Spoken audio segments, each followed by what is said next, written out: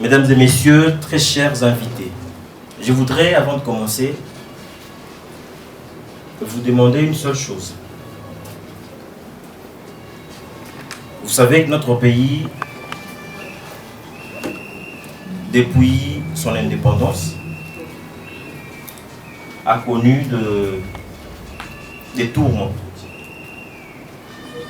Alors que la plupart d'entre nous, nous ne comprenons pas que c'est la jeunesse qui tient la clé du développement. Ça nous fait très mal de voir ce qui se passe aujourd'hui. Alors réfléchissons ensemble. Je vous invite à vous joindre à moi pour que nous réfléchissions. Préparez-vous, préparez vos questions. Juste après les interventions, vous allez poser vos questions. Nous allons recevoir les questions de tout le monde. Et enfin, que nous puissions sortir avec quelque chose. Alors je vous appelle à la sérénité. Prière de nous prêter votre attention. Ne soyez pas pressés. Faites preuve de la dignité et de la responsabilité. Un jour, il y a un grand qui me dit: une personne intègre donne de la valeur à la science, mais celui qui est insensé la méprise. Alors, merci à vous d'être sage, merci à vous d'être intègre, merci à l'importance que vous allez accorder à cette conférence. Mesdames et messieurs, distingués invités, chers jeunes compatriotes, c'est avec un profond sentiment de responsabilité, mais aussi d'espoir, que je prends la parole aujourd'hui pour aborder un thème crucial. La jeunesse congolaise face aux enjeux de la vie quotidienne. Dans toute société, la jeunesse est bien plus qu'une tranche d'âge. Elle est une force, une énergie, une promesse. La jeunesse est l'espoir de l'avenir, comme disait Socrate, Aristote, j'allais dire. En République démocratique du Congo, cette vérité prend tout son sens. Notre jeunesse est majoritaire, talentueuse et capable de transformer profondément notre nation. Cependant, cette promesse se retrouve à une réalité plus complexe. En effet, la jeunesse congolaise fait face à des défis majeurs. D'abord, les défis du chômage et du manque d'opportunités. Chaque année, des milliers de jeunes diplômés sortent pleins d'ambition, mais se retrouvent face à un marché du travail limité, parfois inéquitable. Ensuite, les défis sociaux et économiques, entre la précarité, manque d'infrastructures, accès difficile aux ressources, la vie quotidienne devient un véritable combat. Enfin, un défi plus silencieux, tout aussi préoccupant, la crise des valeurs. Dans un environnement incertain, certains sont tentés par des raccourcis risqués, oubliant que l'avenir durable repose sur l'intégrité, le travail et la responsabilité. Face à ces réalités, il est essentiel de ne pas perdre de vue la dimension humaine, ses âgés, car derrière ces défis que nous évoquons, il y a des visages, des parcours et parfois des sacrifices.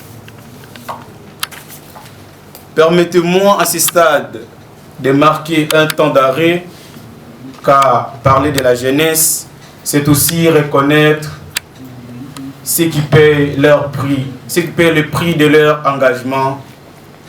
Ici, je pense à Nathanaël Onokomba, à Parole Camizelo et tant d'autres jeunes qui, pour avoir exprimé leurs idées ou porté une vision, se retrouvent privés de leur liberté. Leur situation nous interpelle. Elle nous oblige. Dans une nation qui aspire à la grandeur, le courage ne doit jamais être puni et la voix de la jeunesse ne doit jamais être étouffée. C'est toute une génération qui s'exprime, une génération qui refuse la résignation et qui croit encore à la justice. Nous leur rendons hommage et réaffirmons notre attachement à l'équité, à la dignité et à la liberté. Mais au-delà de ces épreuves, une autre réalité mérite d'être mise en lumière. La jeunesse congolaise est extraordinaire. Partout, elle innove. Les jeunes entrepreneurs émergent, des artistes s'imposent, des leaders naissent, comme le rappelait Nelson Mandela. L'éducation est l'armée la plus puissante pour changer le monde. Autrement dit, notre salut passe par le savoir, la formation, la discipline. Toutefois, cette responsabilité ne peut reposer uniquement sur les épaules de la jeunesse. Elle interpelle également les autorités publiques. C'est pourquoi il est urgent de promouvoir l'entrepreneuriat, de valoriser les compétences, de créer un environnement propice à l'épanouissement des jeunes, mais au-delà des politiques publiques, une vérité demeure essentielle. Chaque jeune a un rôle à jouer. Comme l'a si bien dit John, ne vous demandez pas de ce que votre pays peut faire pour vous, mais demandez de ce que vous pouvez faire pour votre pays. Chers compatriotes, chers jeunes, l'histoire nous enseigne que des grandes nations se construisent lorsque leurs jeunes décident de s'élever. Les défis ne sont pas une fatalité, ils sont un appel à innover, à créer, à se dépasser. Si cette jeunesse choisit le travail, l'intégrité, la responsabilité, alors rien, absolument rien, ne pourra arrêter l'élan de notre nation. Car retenez ceci, l'avenir du Congo ne se prépare pas, il se construit ici et maintenant, par nous et pour nous. Je vous remercie.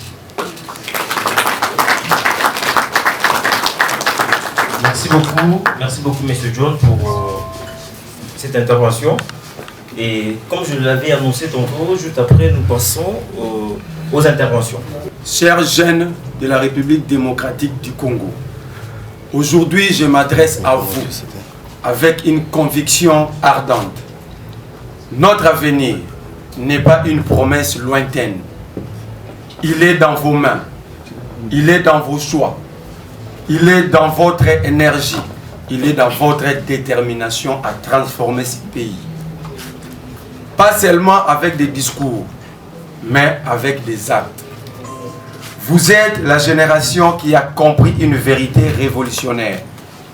La RDC ne manque pas d'avenir. Elle manque d'élan, d'organisation et de courage. Et ce courage, c'est vous. Ces changements, c'est vous. Cette lumière, c'est vous. On vous dira parfois, c'est trop difficile.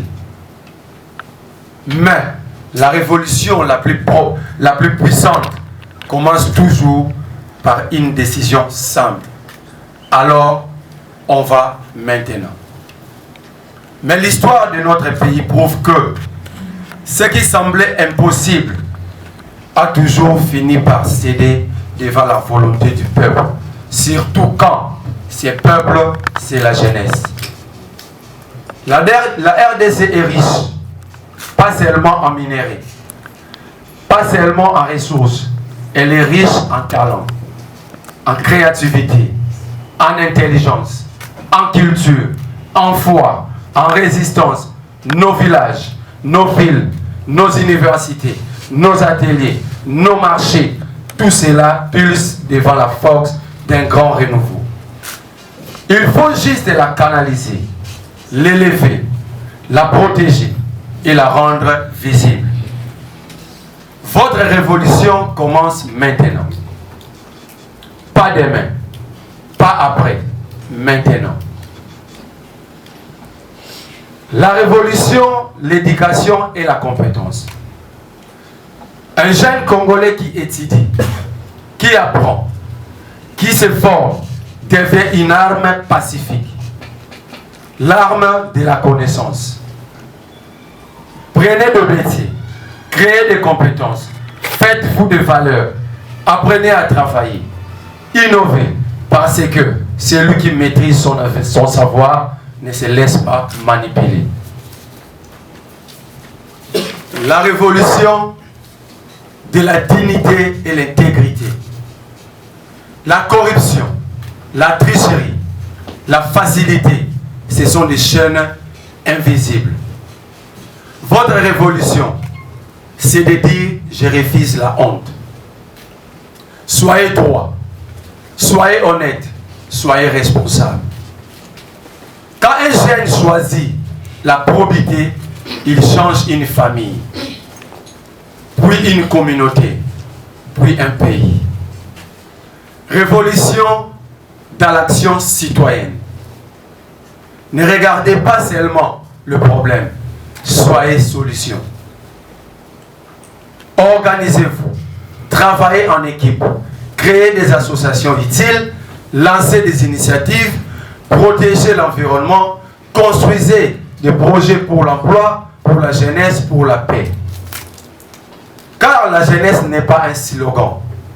La jeunesse est une force qui agit. Révolution, dignité et la fraternité. Notre pays est divers.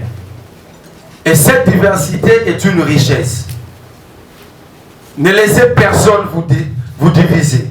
Ne laissez pas les discours de haine vous voler votre avenir. La vérité, la vraie force, c'est de comprendre que vous partagez une même terre, une même histoire, une même espérance, celle d'une RDC forte et respectée. Vous n'êtes pas l'avenir, vous êtes le présent. On a trop souvent parlé de la jeunesse comme si elle devrait attendre. Non, vous êtes déjà des travailleurs, des étudiants, des entrepreneurs, des artisans, des artistes, des investisseurs, des inventeurs, des leaders en formation. En tout cela compte. Aujourd'hui, je vous lance un défi. Devenez les bâtisseurs. Bâtissez des écoles, des projets, des usines de rêve, des équipes de travail. Bâtissez une culture de paix. Bâtissez un pays où l'effort paye. Bâtissez un Congo où chaque jeune peut dire « j'ai ma place, j'ai une chance, j'ai un avenir ». Je vous le dis avec force, la RDC n'a pas besoin seulement de dirigeants. Elle a besoin de citoyens courageux. Et la République démocratique du Congo a besoin de sa jeunesse. Une jeunesse éveillée, mais surtout disciplinée, solidaire et debout. Alors, jeunesse de la RDC, levez-vous, organisez-vous, travaillez, initiez-vous et surtout croyez en vous. Car, quand vous marchez ensemble, aucun obstacle n'est assez lourd. Et quand vous décidez d'avancer, l'histoire finit toujours par vous attendre. Vive la jeunesse de la RDC, vive l'unité, vive la République démocratique du Congo, j'ai dit.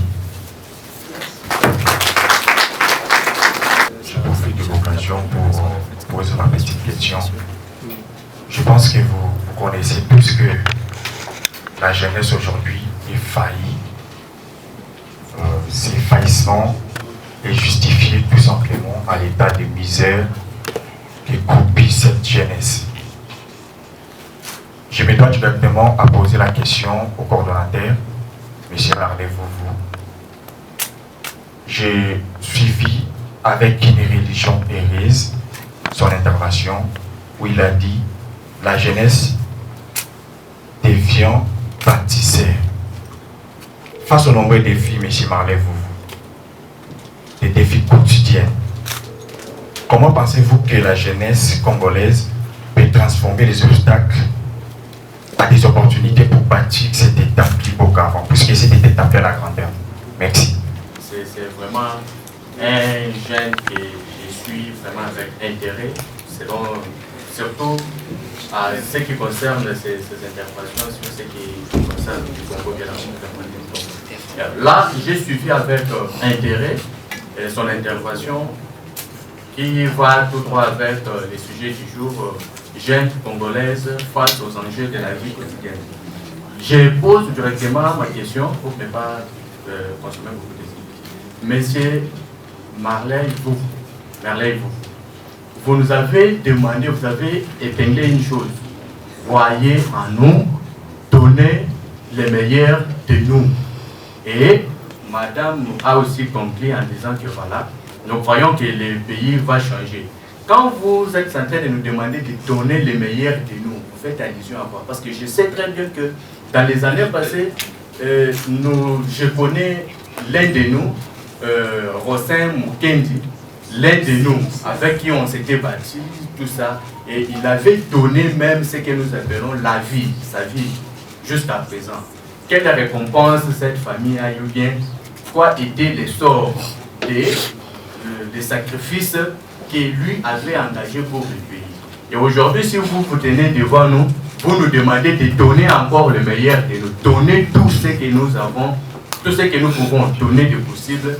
Vous faites allusion à quoi? À aller aussi combattre le régime qui est en train de scandaliser, qui est en train de nous ruiner, qui est en train de méprimer même les efforts que nos parents avaient faits pour, à la fin, subir aussi le même sort qu'avait subi Rosin Mukendi.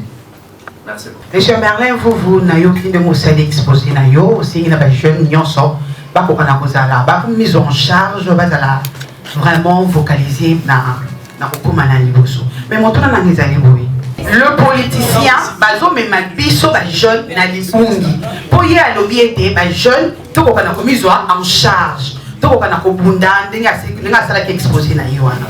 Ce qui les autres mis en charge, donc tu soutenir bango. Pour la été, tout qu'on a pour bimisa mboka na biso bisiki exposé. Ce qui les autres dimi au union sur ba politicien, parce que pour nous savez que le monde est le coup la politicien, le coup la conférencier. Lobby, monsieur Merlin Vouvou, un jeune qu'il est, abondi ça qui Kabila. Donc, il y avait aussi de jeunes à l'époque. Oh ben, dit, mais là qui combat là. Les lots, mais comme de Merlin Vouvou, il y a la télé, pour c'est la Kabila, pardon. Ben, jeune, oh ben, qui combat là. On dit qu'à bon ici, bango. Na quoi la royaume le balino, qu'à bon ici, biso. Et la classe politique actuelle est représentée peut-être entre guillemets par l'école Etienne Tshisekedi. Alors que vous, qui êtes jeunes comme nous, vous n'êtes pas des leaders, vous êtes des chefs. C'est-à-dire, vous nous obligez de faire des choses. Faites ceci, faites cela. Alors, un leader, c'est celui qui sait d'être indispensable. C'est celui qui sait former ses successeurs. Est-ce que êtes-vous d'accord aujourd'hui, si vous disparaissez dans la scène politique congolaise, ce combat sera mené sans vous? Pourtant, vous ne jouez pas votre rôle propre à nous encadrer ou à cadrer les autres, de mener votre combat, même si vous n'êtes plus là. Parce que la classe politique actuelle est caractérisée par l'école Etienne Tshisekedi. Et après cette classe politique d'Etienne Tshisekedi, ça sera la classe politique de qui? Quand je dis Kabila Limbisa Biso, parce que nous avons passé 37 ans avec quelque chose qu'on passé, c'était un grand parti, avec une grande vision qui a combattu et Kabila Joseph, et Kabila Mouzé, et Mobutu. en nous faisant croire que tous ces régimes étaient des régimes mauvais. Mais je vous assure, je vais encore demander pardon à Mobutu à cause de l'UDPS.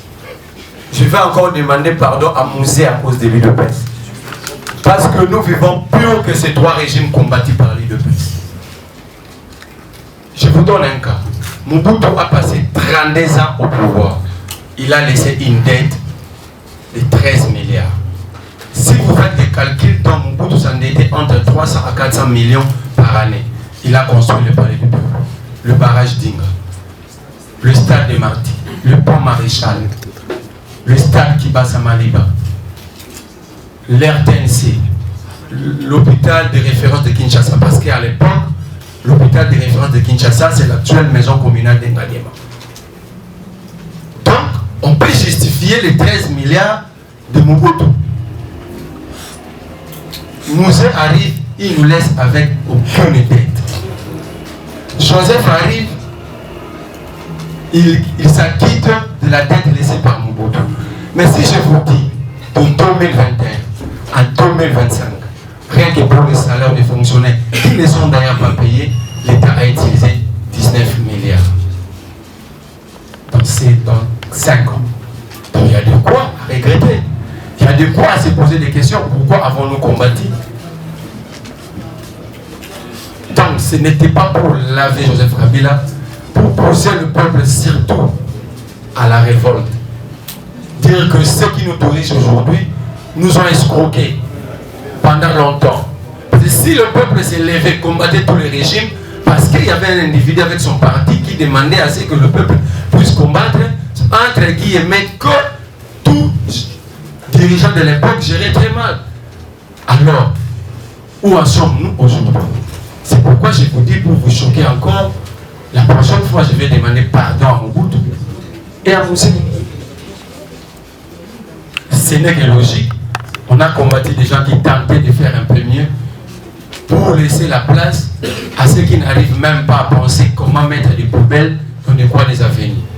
À M.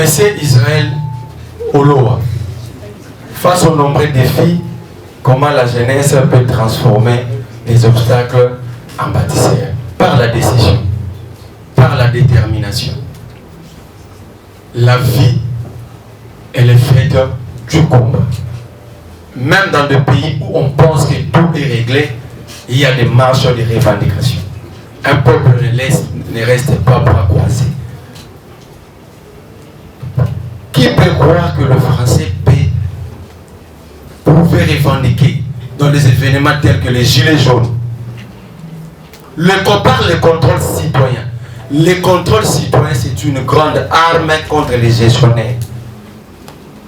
Un peuple doit être rigoureux vis-à-vis de ses dirigeants. Un peuple ne peut pas croiser les bras, dire que vous même qui sont en combat, c'est combien. Non. Un peuple, dès qu'à voter les loups, va proclamer le lobby, va prêter serment, débite directement les contrôles citoyens. Plutôt quand on appelle le peuple à s'élever, la jeunesse à se prendre en charge, parce que cette jeunesse est fait fanatique de ces mêmes politiques. La jeunesse congolaise d'aujourd'hui, au Congo, il dit mais si la même personne a une carte, n'a pas moi à Obenge président, à Obenge grand prêtre. C'est là que nous avons dit, refusons ce genre de comportement. Résistons. Disons non, là il faut dire non. On ne vous demande pas de s'élever là où il ne faut pas s'élever. Mais un jeune doit être, c'est celui qui sait dire non là où il faut dire non, dire oui là où il faut dire oui. Nous ne pouvons pas être des acclamés. Nous avons un grand rôle à jouer. Ce rôle-là, on ne le fera pas cadeau. C'est à nous de décider. Qu'est-ce que nous voulons de notre pays? Qu'est-ce que nous voulons de notre avenir? Personne ne viendra te dire, levez-vous. Non. C'est par la prise de conscience, c'est par l'autodétermination, par la conscience collective que nous allons mettre fin à toutes ces pratiques que nous vivons aujourd'hui. Parce que, je vous donne un cas, nous sommes jeunes, on n'a pas d'électricité, mais chaque jour nous payons des factures, chaque fin du mois. On n'a pas d'emploi, mais on nous demande de chanter pour les politiques. On n'a pas là où aller se faire soigner, mais si le ministre de Santé descend dans votre quartier, vous allez l'applaudir. Utilisons nos droits. Réclamons ce qui nous revient des droits. On ne demande pas à la jeunesse d'aller insulter, d'aller casser, mais d'être capable de réclamer ce qui lui revient de droit. Et c'est un droit. Un droit, ce n'est pas un cadeau. Un droit, ce n'est pas un don. Un droit, ça s'arrache, ça se réclame.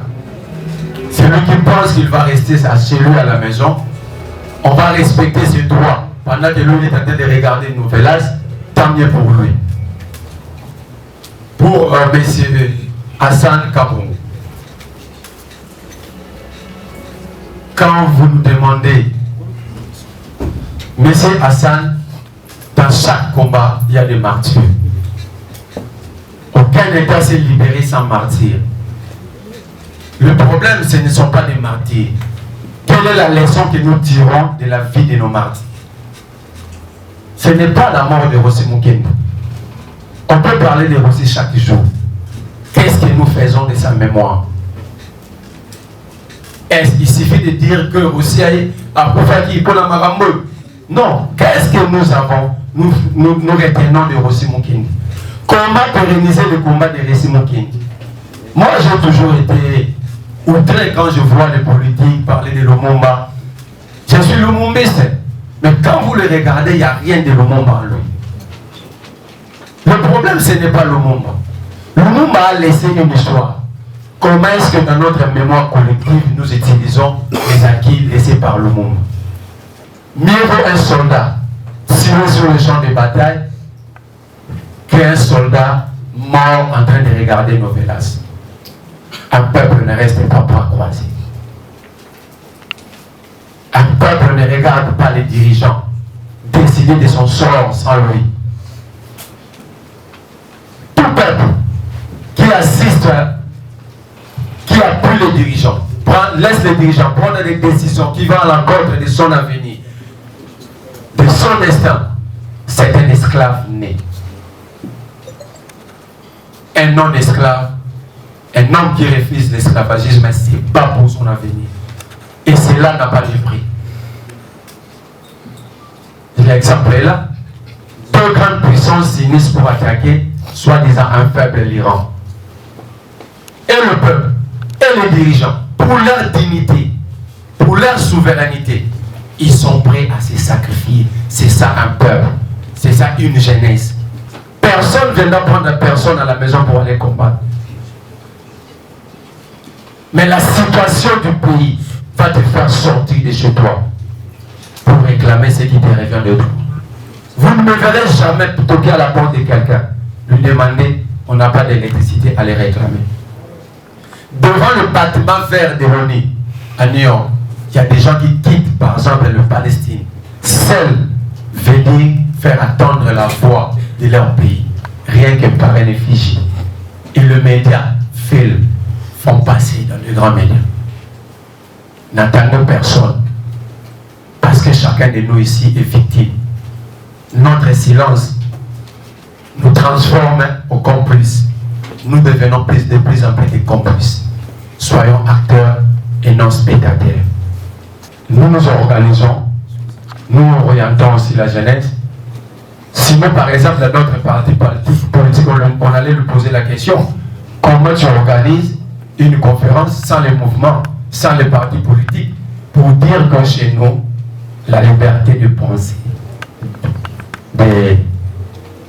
la liberté de penser, d'initier, d'organiser, d'abord, ça reste individuel. Demain, nous avons notre protocole ici, qui est exoséquial. Si on fonctionnait comme tout parti politique, j'allais dire, oh, moi, coordonnateur, vous m'invitez avec le porte-parole, je n'allais pas venir. Chez nous, ça ne passe pas, ça ne se fait pas.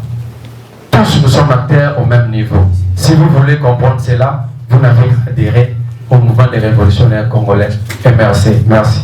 Nous sommes jeunes, nous avons grandi dans des familles, nous sommes allés à l'école. On a fini, on a eu le diplôme, graduat, université et doctorat et que sais-je. On a fini, il y en a qui finissent avec distinction, grande distinction.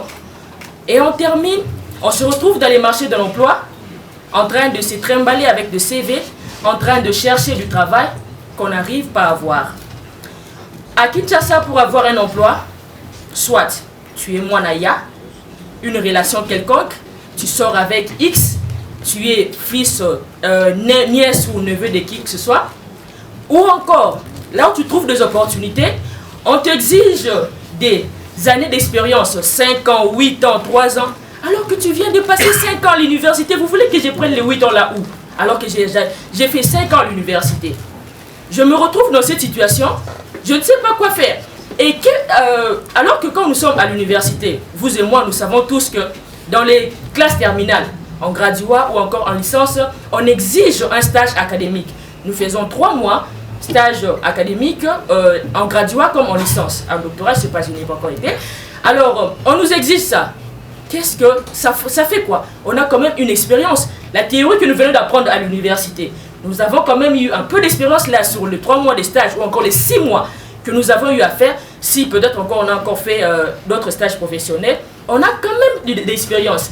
Mettez-nous sur le terrain, donnez-nous peut-être une semaine ou 2 semaines, question de nous apprendre un peu sur l'entreprise, que nous puissions avoir un peu, savoir ce que c'est l'entreprise auquel nous voulons travailler. Mais vous nous exigez 3 ans, 5 ans, 8 ans. On va l'avoir où? Et vous verrez un jeune qui a fini avec brio, qui a fini avec distinction et qui n'arrive pas à avoir de l'emploi. Alors ce n'est pas normal. Je vais prendre un cas précis, en Inde par exemple. En Inde, quand un jeune diplômé finit son cursus, ce sont les entreprises qui courent vers le jeune. Donc les entreprises, comme on dit à Lingala, les diplômés, ils veulent le prendre. Mais ce n'est pas le cas en RDC. En RDC, tu finis avec distinction Mozo Toula. Tu finis en RDC avec distinction Mozo Zanga Moussala. Et le jeune se retrouve avec le manque d'emploi, une année, 2 ans. Parce que quand tu finis le cursus, tu as certainement la vingtaine, 23, 25 ans. Donc tu ne peux plus dépendre des parents à cet âge-là normalement. D'où le jeune s'est dit, bon, Nasalara Mabé 0 comme on appelle à Kinshasa, Mabé 0, il se retrouve en train de faire le coup de main ça et là pour question d'avoir un petit capital et commencer sa petite entreprise. Ce qui m'amène à la deuxième partie, comme je disais, le jeune Congolais est confronté pour créer son entreprise. Il crée l'entreprise. Le jeune qui est gradué ou licencié, il s'en va faire le dindon. Loin de moi l'idée de mépriser le travail, mais pour un licencié, faire le dindon, c'est quand même grave. Ce n'est pas normal. Dans un pays sérieux, ce n'est pas normal. Un jeune universitaire, ça va faire le cabine, faire l'échange, vendre des écouteurs, casques, tout ce que vous savez. Il fait une petite boutique, vendre des bonbons et tout. Question juste de devenir un peu indépendant pour avoir un peu un 100 francs ou quoi que ce soit pour se nourrir. Il crée son entreprise et les policiers viennent l'embêter. Les policiers viennent, les taxes par ici, l'environnement par là, même par ici. De textes qu'on peut, qu'on ne sait même plus qu'est-ce qu'on doit avoir finalement. C'est pas seulement le policier. J'ai vu récemment une image sur les nets, je ne sais pas si vous l'avez vu également. Il y a un jeune garçon qui était motard.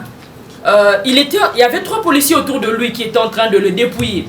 Il était en train même de les supplier. Non, moi, Naza malade, si vous pouvez me laisser. Et ils ne se sont même pas gênés. Ils se sont partagés l'argent que le motard a eu à faire de toute sa journée. Ils se sont partagés la monnaie, l'argent récolté du jeune garçon devant lui. Et ils ont pris ça. Le policier, qui sont normalement censés garder la population, et fait le contraire. Le jeune qui a créé son entreprise se retrouve face au Kuluna. Vous avez certainement entendu ça plusieurs fois parce que nous habitons tous présents ici, Kinshasa. Le Kuluna nous agresse. Le jeune garçon, la jeune fille, selon ce que nous faisons, dans sa petite boutique ou dans sa petite cabine, les Kuluna viennent en machette, l'agressent, les ravit tout. Et il se retrouve encore par terre. Il perd. Pas seulement le Kuluna. Maintenant, là, il y a même un système qui se bat maintenant à Kinshasa, les criminels, bandits à main armée. J'en ai vécu, j'ai vu ça personnellement, j'étais quelque part assis en diagonale de là où j'étais. Il y a un garçon qui avait son kiosque, le kiosque rouge là, comme on voit souvent. Il faisait des changes, et puis Orange Money, M-Pesa, des choses comme ça. Et les criminels sont descendus sur la moto, armés, ils l'ont braqué. Et le monsieur en question a donné tout ce qu'il avait, son sac avec lequel il faisait des changes. On lui a ravi, on a tout pris.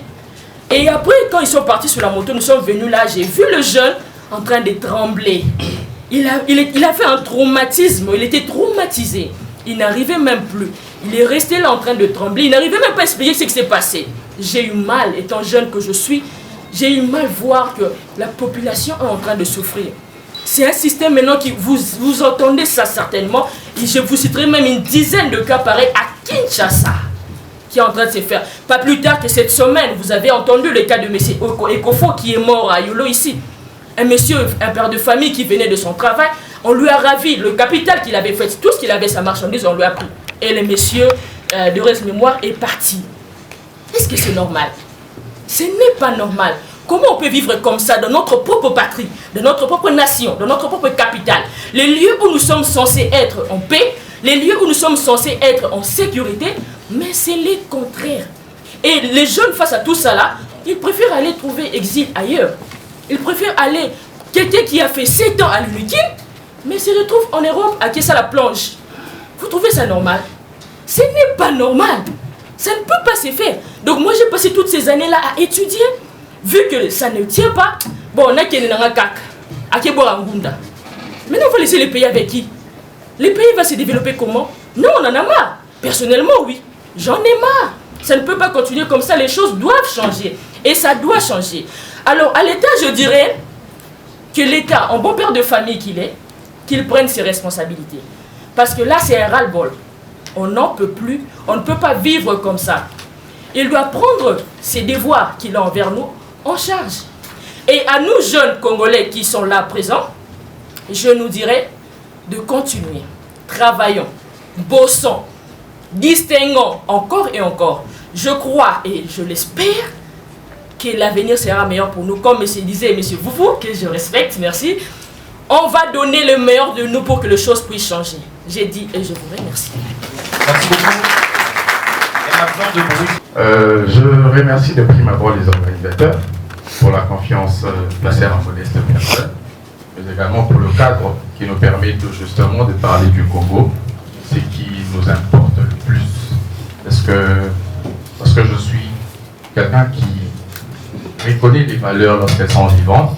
J'ai demandé à l'organisation de se tenir avec vous, nous allons le faire un maximum de bruit. C'est pour ça qu'on peut l'applaudir.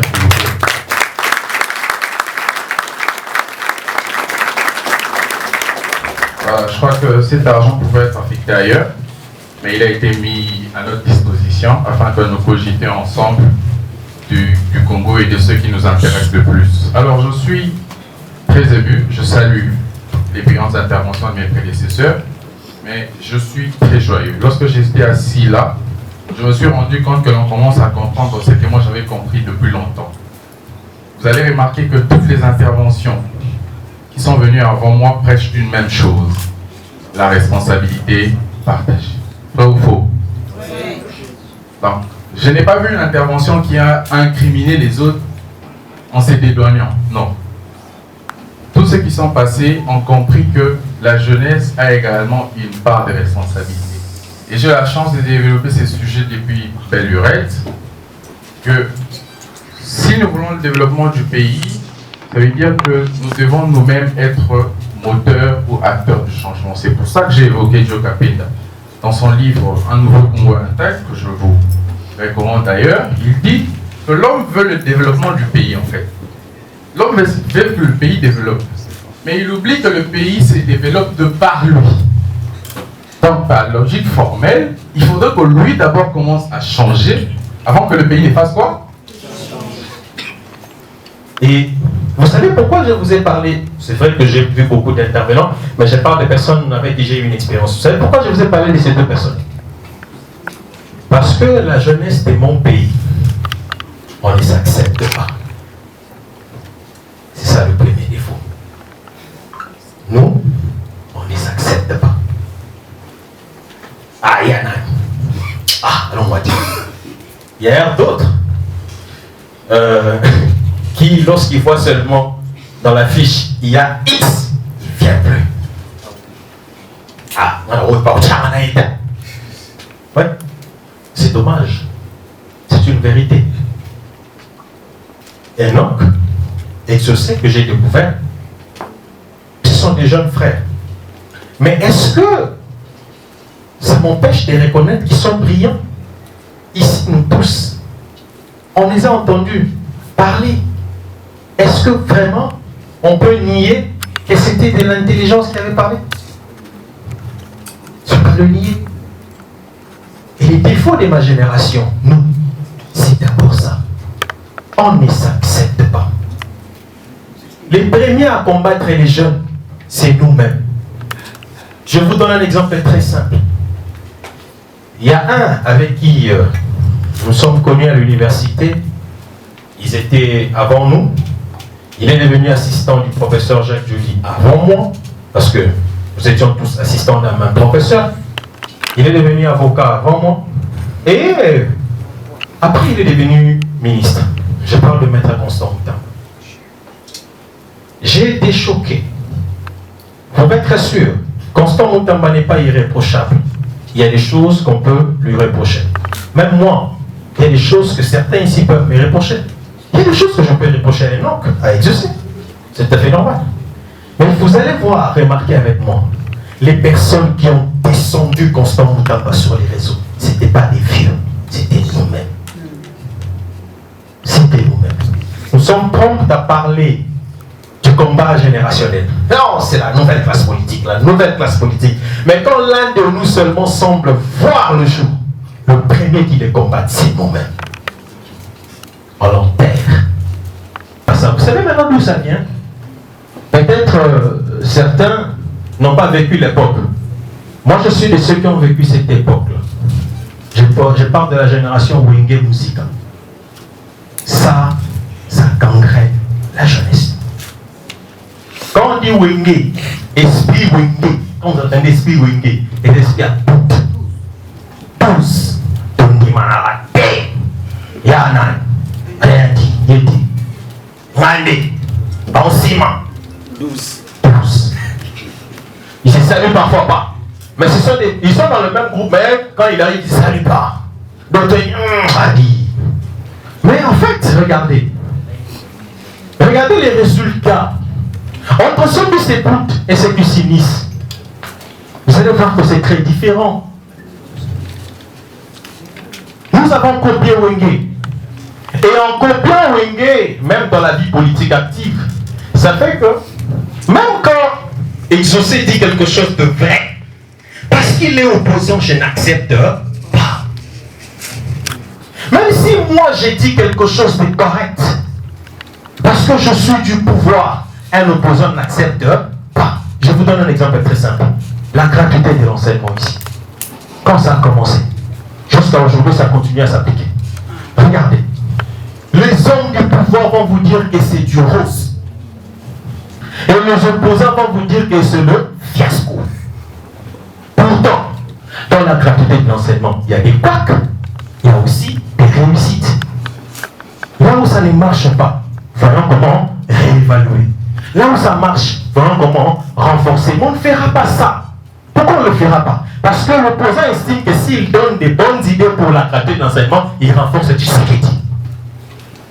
Et les gens de Tshisekedi, ils estiment que si ils écoutent les opposants pour réévaluer, pas gagner du sou. Rien. Mais là-dedans, au milieu, c'est le peuple. Le peuple, lui, il est où? Et ce que nous devons faire, nous devons nous préparer, parce que je parle de la préparation. Nous devons nous préparer. Qu'est-ce qu'on apprend?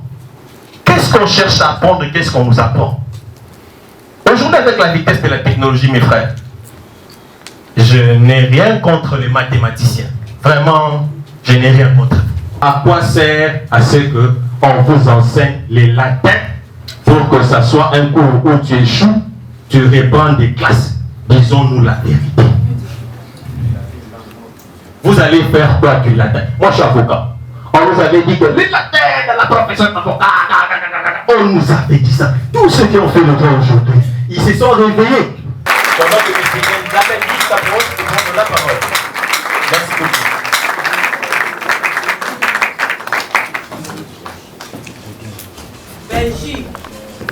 En tout cas, personnellement, je suis très ému de vous voir tous présents.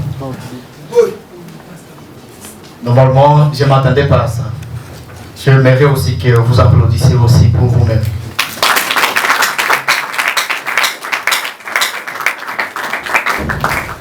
Je tiens personnellement aussi à remercier Maître Diamba pour sa disponibilité. J'ai d'autres gammes, Exaucé Kiala, Maître Enoch, Maître Christian, ainsi que tous les intervenants, parce qu'ils avaient beaucoup de choses à faire.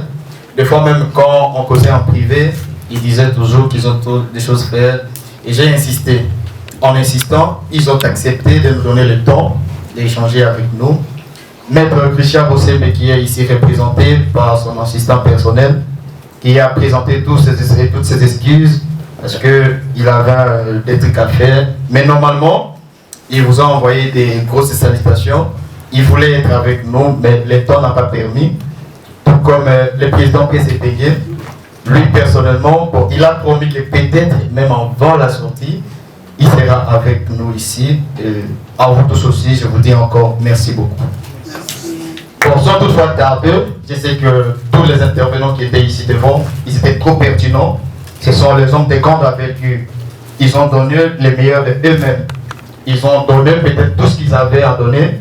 Mais moi, personnellement, quand je suis ici, je ne suis pas venu parler de Socrate, je ne suis pas venu parler de Platon, Aristote, je ne suis pas venu ici parler de Cicéron ou qui que ce soit. Je suis venu parler au nom de la jeunesse, parler des problèmes de la jeunesse. Je sais que peut-être l'atmosphère de la salle, ça vous dérange, désolé. On n'a pas prévu de vous mettre dans toutes ces conditions, mais nous devons quand même l'accepter. Nous sommes déjà à la fin.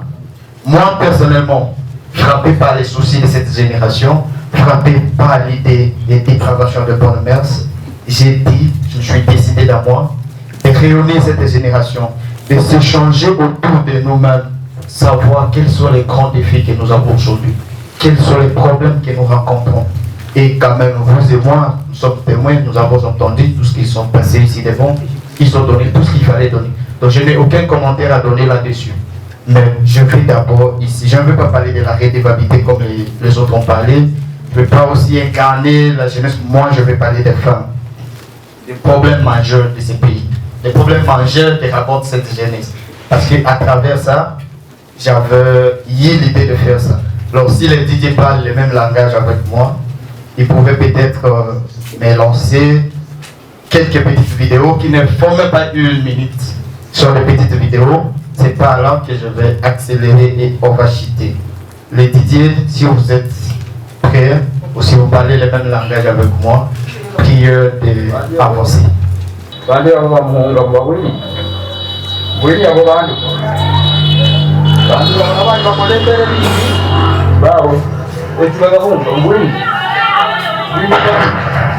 Les bombes, ils ont. Vous petits les bombes. Bombes, ils ont. Bombes, ils ont. Bombes, ils ont. La bande va voir qui va tirer.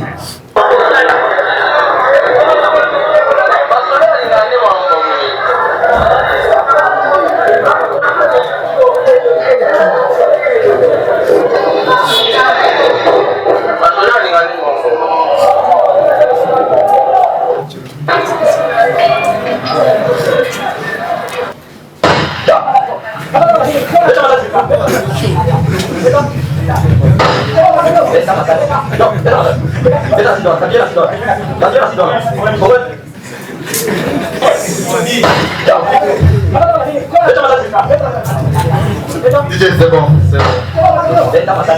Cette vidéo, chacun de nous a eu peut-être une leçon à tirer avant même que je m'explique peut-être. Parce qu'il y a eu une vidéo de nos frères de l'Est, il y a eu une vidéo de la jeunesse ici de Kinshasa. Vous avez vu d'abord le tout premier rôle que la jeunesse quinoise se donne. Il y a encore une 3e vidéo que vous avez vu comment on force les jeunes à devenir militaires. Il y a des frères qui ont parlé pour l'armée, tout ça. Nous avons vu, oui, bien sûr, c'est de cette façon qu'on doit recruter les soldats. C'est les enfants de cette génération qu'on doit avoir comme défenseurs de ces pays aujourd'hui. Je ne crois pas. Donc sans toutefois être long, d'abord, il y a un sujet aussi trop pertinent que peut-être j'aborderai à la fin.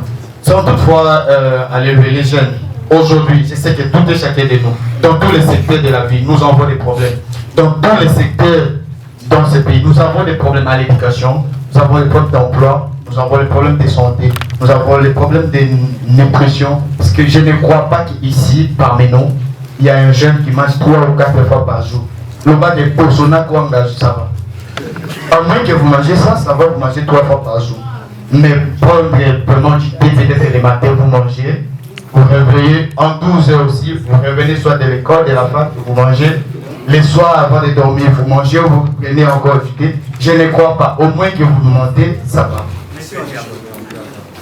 D'accord. Bon, à chacun notre peut-être, parce que tout le monde aura la parole, on va accorder le temps à tout le monde. Prière vraiment d'être patient. Ça, c'est le premier point. Le deuxième point, le système éducatif de ce pays. C'est un système qui donne depuis longtemps. Je ne veux pas y revenir parce que je crois Maître Jean Wang a parlé de ça. Maître Diagas de Diamba a touché quand même si quelques points sérieux. Mais moi, en voyant les systèmes éducatifs, pas seulement les étudiants qui acceptent le système, avant les mêmes gens aujourd'hui, les 1960 qui sont aujourd'hui au pouvoir, ils avaient les transports en commun pour les étudiants. Pourquoi aujourd'hui il n'y a pas ça? Les étudiants, je sais ici, il y a les étudiants de l'IBEN, il y a les étudiants de l'ENIKI, de différentes universités, de l'ISP, de l'ISC partout. Est-ce qu'il y a encore les mêmes transports en commun qu'eux, ils ont profité, qui nous transportent jusqu'aujourd'hui? Je ne sais pas, parce que c'est vous qui êtes étudiants, vous pouvez peut-être répondre à cette question. Je ne crois pas. Le système de bourse d'études, c'est parti où? C'est resté pour les enfants des professeurs. Merci beaucoup. Il y avait un système depuis longtemps. Aujourd'hui, pour obtenir d'abord une bourse d'études, il faut aller dans une agence de voyage. Ça part. Donc pour quitter son pays, aller peut-être étudier quelque part où on pouvait peut-être se sentir à l'aise. C'est l'homme, c'est qu'on croit, mais je sais aussi, Maître Diakat, c'est le formé d'ici au Congo qui fait la fierté de ce pays. Quand je vois José Kia, la Maître Bonnet Zimoro, tous ces gens, tous ici, je crois la plupart d'entre nous, nous avons étudié ici. Mais nous faisons toujours la fierté de ce pays. Pourquoi seulement précipité? Parce que nous-mêmes sommes conscients, même eux-mêmes là qui engagent les gens, ils savent que le système éducatif de ces pays est chaos. Ils sont convaincus. C'est pourquoi aujourd'hui, quand quelqu'un est nommé, tout ce qu'il préfère, c'est envoyer sa famille, envoyer ses enfants. Et nous, nous restons ici. Surtout si les plans politiques, c'est dans ces points vraiment que je voulais qu'on soit clair. J'ai vu des intervenants ici, tout le monde a parlé. Moi, je fais la politique et j'en cite mes mots. Je suis politicien, je vais devenir tout ce que je vais devenir. Mais j'en cite mes mots si c'est stade. Aujourd'hui, en politique, nous avons de mauvais dirigeants. Nous avons des gens de mauvaise volonté. Nous avons les gens qui n'aiment pas ces pays, qui nous dirigent. Ils ne veulent pas voir cette jeunesse aujourd'hui devenir président comme eux. Moi, je prends l'exemple du président Kabila. Il était jeune, il est accédé au pouvoir en étant jeune. Vous connaissez son âge bien que moi. Vous connaissez l'âge que le président Kabila est arrivé au pouvoir. Est-ce qu'il n'était pas jeune? Vous connaissez l'âge que Patrice Emery Lumumba a libéré ce pays, a donné l'indépendance de ce pays. Il n'était pas jeune? Pourquoi pas nous? Aujourd'hui, ils ont incarné dans nous quelques croyances qu'on ne peut pas, quelques croyances qu'on ne peut pas. Mais pire encore grave, quand il y a marche de l'opposition, marche de l'opposition, peut-être quelque chose, c'est nous qu'on vient consulter en premier. C'est nous qu'on vient donner des boulots. C'est nous qu'on vient donner des 5 000 francs après avoir marché. C'est nous qu'on vient chercher. Oh non, le président Koya dans le quartier, donc il faut mobiliser certains jeunes. Pour faire des bouchons qui dit quand le président va venir, on cause, on applaudit à la fin, à dit qu'il m'a enveloppe. Même l'enveloppe qu'il va laisser ne sera pas au total, ne sera pas au Katanda. Et c'est nous la jeunesse qui ont besoin de nous aujourd'hui. Mais c'est nous qu'on traite maintenant de tous les mots. Alors, chers amis, j'aimerais peut-être d'ici, dès que nous sortons d'ici, que ce système ne soit plus continué parce que les points que nous avons aujourd'hui, on ne sait plus dire non. On ne sait plus dire non. Même quand nous souffrons pour les transports, je sais que nous sommes venus de différents endroits ici. Tout que chacun de nous n'est pas arrivé ici de la même manière. Peut-être que c'était le matin, entendons les retours. Je sais que vous êtes pressés parce que vous savez ce que vous entendez à la route. Donc, soyons conscients, chers amis. Soyons conscients. Restons sur le fait. quand ils viennent nous appeler, à 5 000 francs, on a 10 000, dites-leur d'envoyer ça à leurs enfants qui sont à l'Europe et de venir de payer ça comme les billets, qu'ils reviennent marcher. Je n'ai jamais vu ici dans une marche, que ce soit de l'opposition, je ne parle pas ni de l'opposition, ni de la majorité, pas des systèmes politiques de ce pays. Je n'ai jamais vu, peut-être, quand on marche, il y a une marche d'opposition ou de la majorité, et que mon éman Liboso dans le bâtiment là-bas, des fois de Diagrana, mon peut-être témoin d'un président Fayoul Ouazara dans marché là. Mais ils sont aux États-Unis. Le président Fayoul lui-même fait des tours, mais en répétition, nous voyons. Alors aux États-Unis, mais on n'a jamais vu. Et ils doivent nous servir d'exemple. Pourquoi ils ne viennent pas marcher et c'est nous qui marchons? Parce qu'ils savent que nous sommes manipulés, comme l'a dit mon frère Michel. Ils savent que peu importe, parce qu'on ne s'est pas dit non. Toi, tu peux réviser, ton prochain va partir. Vous voyez ce que nous traversons aujourd'hui. Tout ça, parce qu'ils ont compris. Et ils cherchent toujours à nous affaiblir. Et ils veulent aussi rendre ces systèmes politiques comme un héritage. Ils les initient. Vous saviez avec moi, l'élo, ils sont en train de préparer. Pourquoi? Parce qu'ils dirigent mal, ils ont fait ce qu'ils sont en train de laisser et là dans le lobby. Donc, quand il y a comme Lemba, à Juimon Nanaye, a dit que le rôle-là, président est parti, président intérim, et ça continue comme ça. Pourquoi? Parce que nous, on ne peut pas créer des partis politiques. Parce que nous, on ne peut pas conscientiser la jeunesse. C'est pourquoi je vous dis encore d'applaudir pour vous tous qui êtes ici. Parce que j'ai lu la révolution dans vous. J'ai lu vraiment l'idée des changements. J'ai lu que vous voulez que ce pays ne soit plus comme aujourd'hui, qu'il y ait quelque chose de changement. Et je vous prie, ces jeunes, c'est tout. J'ai insisté, je veux rester sur la fin politique. Comment nous sommes pillés dans ce pays. Comment nous sommes manipulés. Comment nous sommes négligés dans ce pays. Je ne parle pas seulement de la République, de la ville province de Kinshasa. Parce que la RDC, c'est un pays qui a 26 provinces, si je ne m'abuse pas. Mais essayons un peu de nous mettre. Nous, d'ailleurs, qui sommes ici à Kinshasa, la capitale, nous vivons le pays. En combien plus forte raison, ceux qui sont là-bas au Kasaï, ceux qui sont à Katanga, ceux qui sont à l'Obéchou, ceux qui sont à l'autre, ceux qui sont partout. Qu'est-ce qui vit? Nous, ici à Kinshasa, nous ne pouvons plus accepter la vie telle qu'elle est. Quels lycées là qui sont dans les provinces qui n'observent de l'eux? Parce que moi, permettez, j'entendais quand les gens parlaient de Kinshasa, je pensais que c'est un paradis, c'est quelque chose qui est à l'espace. C'est peut-être quand vous arrivez à Kinshasa, vous avez du boulot, donc vous mangez en extravagance. J'ai pensé ça à moi. Les jours où j'ai vu cette ville, j'ai eu pitié de moi, je me suis dit, mais il ne fallait pas que je quitte là où j'étais. J'étais vrai là où j'étais mieux positionné. L'impression qu'ils nous donnent, les amis, avec tout amour, tout le respect, tout le temps que vous avez sacrifié pour venir ici. Je vous ai bien dit. Je ne suis pas venu ici, vous parlez bamou et français, mais on en a marre. On a beaucoup entendu tout ça. Je sais que vous êtes plus intelligent, plus éloquent, plus intellectuel que moi. Mais moi, je suis venu juste passer un message de la reprise de la conscience. Nous devons avoir une jeunesse révolutionnaire. Notre révolution doit être pacifique. Tous à la révolution, on va piner dans la tous à la révolution, peut-être il y a aucun. Non. Peut-être quand il n'y a plus de transport pour les étudiants, ce sont des réseaux valables que nous devons marcher. Parce que les étudiants souffrent. Les étudiants n'étudient pas bien.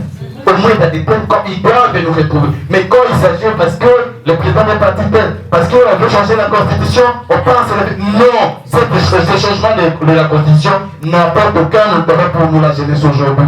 C'est pour leur propre bien. Moi, je suis d'accord, je mets quiconque en défi. Même si aujourd'hui on changeait la constitution, ou même si on maintenait toujours la même constitution, nous, la jeunesse, tant qu'on ne s'est pas dit non, on n'a pas encore notre place. Merci. Nous n'avons pas encore notre place. Quand c'est fait, aujourd'hui, ils viennent nous envoyer, ils donnent des... Oui, c'est bon, c'est bel et bien. Mais tant que nous-mêmes ne savons pas encore dire non, chers amis, nous resterons toujours ainsi. Puis encore grave, soyez comme il manque qu'on habite sur les lacs ils nous utilisent d'abord nous-mêmes de l'opposé, comme l'a dit Maître Yamba. Et c'est nous-mêmes qui nous faisons la queue, chers amis.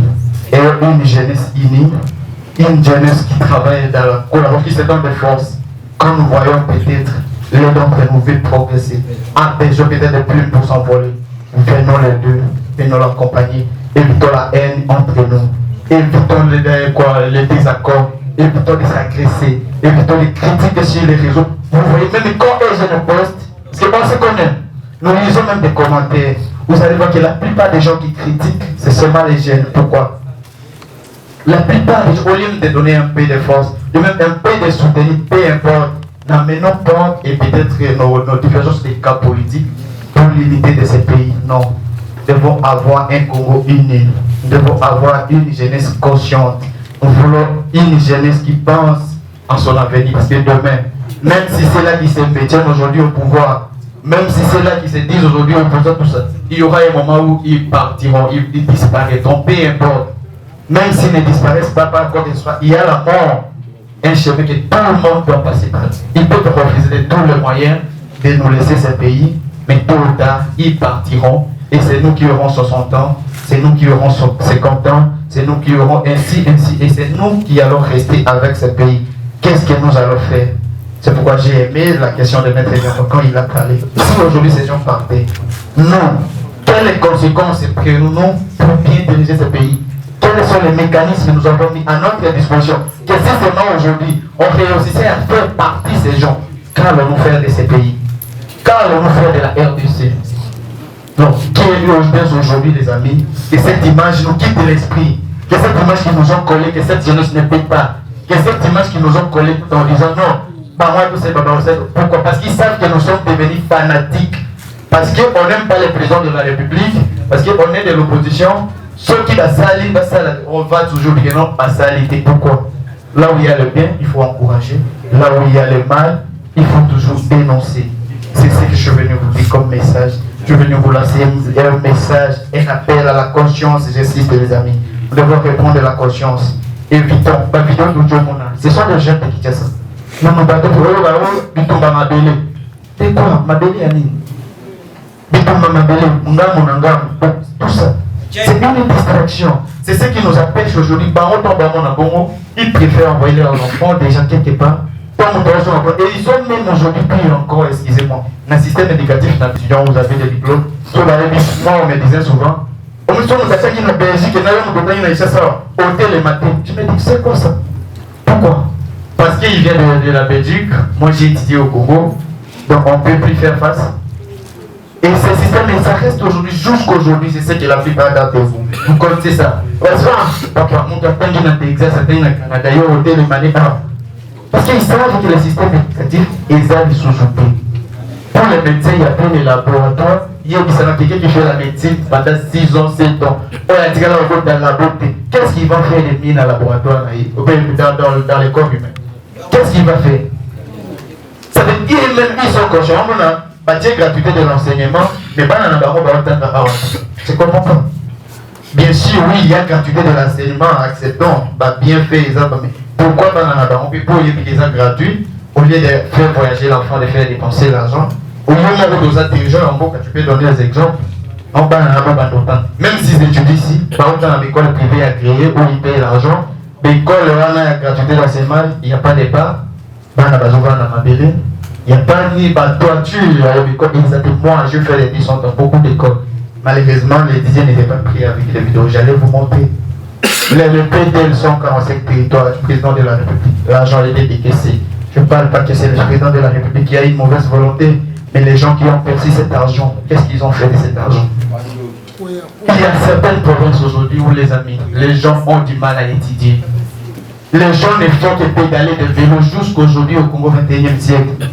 Ils ne font que rouler dans des vélos, ils n'ont pas les transports, ils ne connaissent pas l'électricité dans ce pays. Mais puis encore, nous disons souvent, au courant, il y a peut-être de l'Afrique ou quelque chose comme, je me dis comme, mais seulement on a dit ça, on a pensé à un pilote, donc ceux qui incarnent et comment l'Afrique, c'est pas quelle magie. Donc, cherchez des faits. Si vous avez des réponses, n'hésitez pas à nous donner. Vous aurez le temps d'en parler. Mais moi, pour ce que moi je fais comme études, c'est que j'ai observé. Ils sont là juste pour nous tromper, pour qu'ils se maintiennent un peu longtemps au pouvoir. Ce qu'ils peuvent faire aujourd'hui, il faut vendre 10 jours les aux joyeux Sénéni. Parce qu'ils savent que ce qui m'a donné à Sarah et Koulandaï. Voilà les problèmes. Voilà les problèmes. Aujourd'hui, nous avons les problèmes dans tous les secteurs. Nous avons nos traits de l'esprit tous les jours. Je ne sais même pas la guerre à quel niveau. On vient encore nous parler du changement de la Constitution. Une loi meilleure. Est-ce que nous, la jeunesse aujourd'hui, nous avons intérêt à ça? Nous avons intérêt à ce changement. Nous voulons d'abord que nos frères, Bazawana, nous soient pour nos parents, aïe, qui sont ces frères, qui sont encore des gens, comment je Ouganda, ils sont papiers partout. Ils ne savent même pas les chemins de l'école. Pour dire qu'ils vont passer en Ouganda, pour dire qu'ils vont faire mon unité internationale, mais il faut changer la constitution. Je me demande, pour changer la constitution, après pour que vous le gabango, la constitution aussi, ça va. Mais pour les cas de nos frères de l'Est, le président a lobby pour changer le débat est tourné uniquement pour le changement de la constitution. S'oubliant qu'on n'a pas de transport, s'oubliant qu'on ne mange pas bien, s'oubliant qu'il y a nos frères qui souffrent tous les jours à l'est de ces pays, s'oubliant que la RDC économiquement, tous les cas de richesse minérale, on va faire quoi avec ça? Je donne un exemple simple pour chiter les amis. Les lois à tout chacun de nous ici. Bimisi peut-être une cantine et un diamant, c'est à tout chacun de nous. Tout en nous disant, bon exploiter en haute, parce que c'est du diamant, c'est l'or. Bon, on a qu'est-ce allons-nous faire de ça? Sans que ce diamant n'est pas exploité, sans que ce diamant n'est pas utilisé, qu'est-ce que nous allons faire de ces diamants? Je ne sais pas. Ce sont des questions. S'il y aura quelqu'un qui va donner une réponse, j'essaie toujours que Maître Yamba ait passion de me répondre cette partie. Moi également, j'entends la réponse. À ceux qui aiment faire les jeunes, les amis, je vous dis, arrêtons d'être fanatiques de ces gens. Ces gens ne nous aiment pas. J'aimerais, quand quelqu'un convoque une marche, une campagne,